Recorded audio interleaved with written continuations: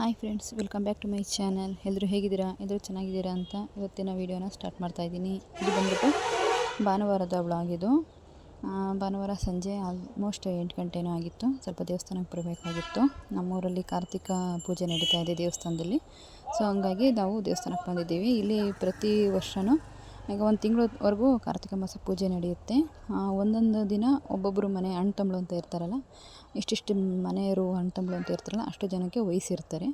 So ಹಂಗಾಗಿ ಅವ್ರು ಬಂದ್ಬಿಟ್ಟು ಅವತ್ತಿನ ದಿನ ಅವ್ರದ್ದು ಯಾವತ್ತಿನ ದಿನ ಪೂಜೆ ಇರುತ್ತೆ ಅವತ್ತಿನ ದಿನ ಬಂದ್ಬಿಟ್ಟು ಪೂಜೆ ಮಾಡಿಸಿ ಪಲ್ಲಾರ ಮಾಡಿಸ್ಬಿಟ್ಟು ಎಲ್ಲರಿಗೂ ಹಂಚ್ಬೇಕು.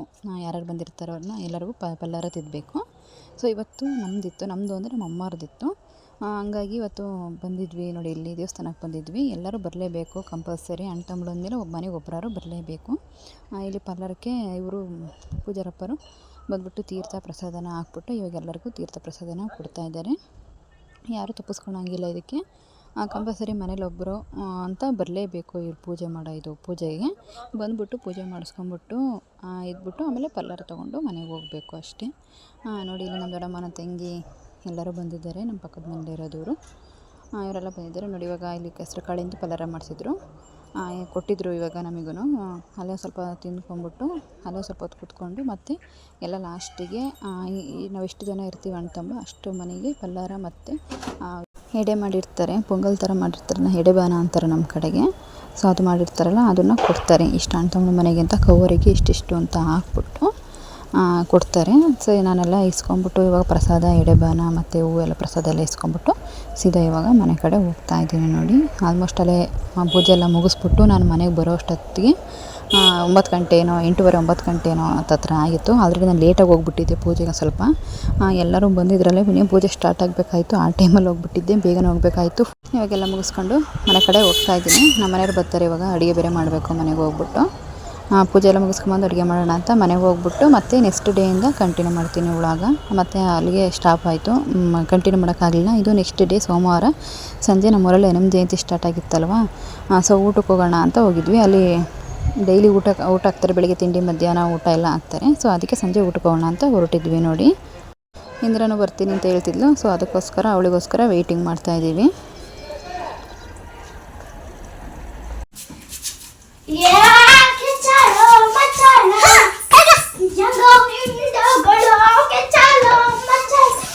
ಬೇಡ ಬೇಡ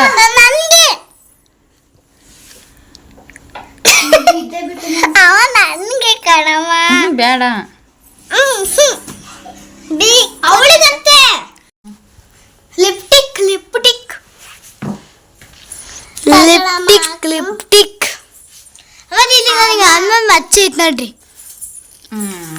ಅದಕ್ಕೂ ಪೆನ್ನು ಮಚ್ಚೆ ನಮ್ಮ ರಂಜಾಕ್ ಹೋಗಿತ್ತದ ಇಲ್ಲಿ ಇದೆಲ್ಲ ನಂಗೆ ಕಾಣುತ್ತದೆ.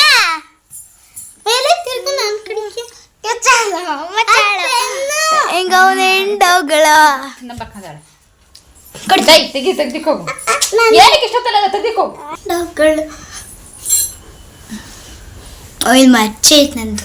ನೋಡಿ ಅಳಿಸ್ತೀನಿ ಹೋಗಲ್ಲದು. ಕಿರ್ಚಲ್ಲ ಮುಂದೆ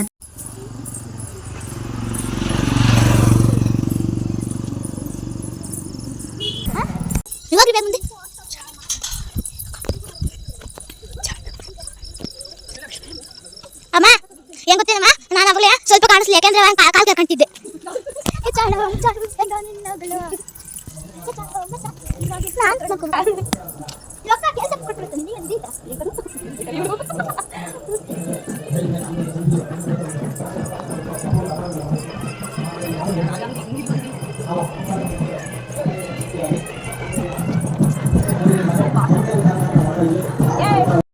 ನೋಡಿ, ಇವಾಗ ಇಂದ್ರ ಬಂದ್ಲು ಮನೆ ಹತ್ರ. ಸೊ ದೇವಸ್ಥಾನದ ಹತ್ರ ಬಂದಿದ್ದೀವಿ ಊಟ ಮಾಡೋಣ ಅಂತ. ನಮ್ಮೂರಲ್ಲಿ ಇದು ಹನುಮ ಜಯಂತಿನ ತುಂಬ ಗ್ರ್ಯಾಂಡಾಗಿ ಮಾಡ್ತಾರೆ, ಚೆನ್ನಾಗಿ ಮಾಡ್ತಾರೆ.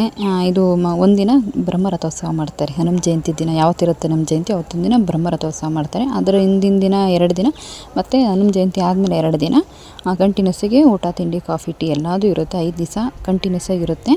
ಸೊ ಇವಾಗ ನಾವೆಲ್ಲ ನೋಡಿ ಎಷ್ಟು ಚೆನ್ನಾಗಿ ಅಲಂಕಾರ ಮಾಡಿ, ಎಷ್ಟು ಚೆನ್ನಾಗಿ ಮಾಡಿದರು ಅಲಂಕಾರ ಎಲ್ಲ ದೇವಸ್ಥಾನದಲ್ಲೆಲ್ಲ. ಇವಾಗ ಸೀದಾ ಊಟಕ್ಕೆ ಹೋಗ್ತಾ ಇದ್ದೀವಿ ನೋಡಿ.